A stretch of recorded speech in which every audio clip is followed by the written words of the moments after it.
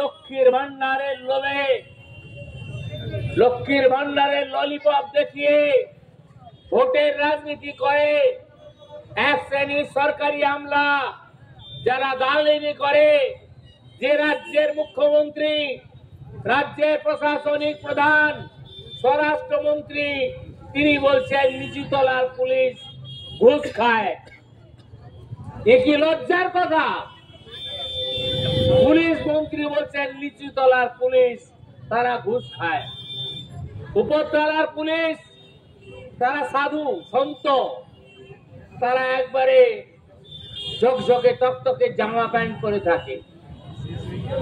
আজকের দিনে দাঁড়িয়ে আমরা বললাম আমাদের এই ক্ষুদ্র আয়োজন নগরের পক্ষে আগামী দিনে কর্মসূচি ঘোষণা হবে। আমাদের রাজ্য সভাপতি ইতিমধ্যে লোকসভায় আজকে উত্থাপন করেছেন, তিনি লোকসভাতে বলেছেন। যাই হোক, কথা বাড়াবো না, সময় এসছে এক হওয়ার। আমাদের এক হতে হবে, সনাতনীদের এক হতে হবে। চিন্ময় প্রভুর নিঃশর্ত মুক্তি, কোন শর্ত নয়, শর্তের বিনিময়ে মুক্তি নয়, নিঃশর্ত মুক্তি। তাকে খেতে দেওয়া হয়নি, সে কোথায় আছে তার অবস্থান সম্পর্কে আমরা এখনো নিশ্চিত নয়, আমরা জানতে পারছি না তিনি কোথায় রয়েছেন। ভারতের পররাষ্ট্রমন্ত্রী ইতিমধ্যে ভারতের মিত্র দেশগুলো বিভিন্ন রাষ্ট্রের সাথে যোগাযোগ স্থাপন শুরু করেছেন। আরে ভারত চাইলে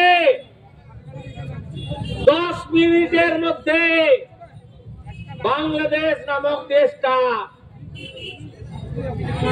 ধুলোর মতো উড়ে যাবে। ভারত আজ পৃথিবীতে সেই শক্তিশালী রাষ্ট্র। ভারতের সেনাবাহিনী যারা সীমান্তে পাহারা দেয়, তারা আজকে দাঁড়িয়ে অতন্ত্র প্রহরীর মতো তারা ভারতবর্ষের সীমাকে রক্ষা করছে। আমাদের বর্ডার সিকিউরিটি ফোর্সকে 63 কিলোমিটার রাস্তা, 63টা আউটপোস্ট করার জন্য এই বাংলার নারী জাতি, দর্শকদের সমর্থনকারী মুখ্যমন্ত্রী, তিনি তাদের সমর্থন জুগিয়ে যাচ্ছেন। লজ্জা লাগে না? তিনি মা মাটি মানুষের কথা বলেন, বলে এটা আন্তর্জাতিক বিষয়। আমি কি বলবো? যা বলার ভারতবর্ষ বলবে।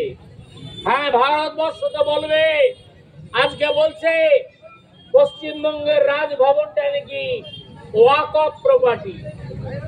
পশ্চিমবঙ্গের মহামহিম রাজ্যপাল, যিনি রাজ্যের সর্বোচ্চ প্রশাসনিক প্রধান, তিনি যেখানে থাকেন সেটাও নাকি ওয়াকফ সম্পত্তির মধ্যে পড়ে যায়। যাক, আপনাদের কাছে করজোড়ে আবেদন রাখবো, সচেতন থাকবেন। আর নিচুতলার পুলিশ কর্মী ভাইদের কাছে করজোড়ে বলবো, তোমাদেরকে অপমান করেছে, তোমাদেরকে চোর বলেছে, তোমাদেরকে ঘুষখোর বলেছে, আর সাহেবদের বলেছে সাহেবরা বেশ সুন্দর থাকেন, ভালো থাকেন। তোমাদের সিভিকদের দিয়ে জুতো পালিশ করিয়ে নেয়, বউর জন্য জামা কাপড় কিনতে পাঠায়। এই তো হচ্ছে নিচুতলার পুলিশকে আজকে এই জায়গায় নামিয়েছে। দিল্লিতে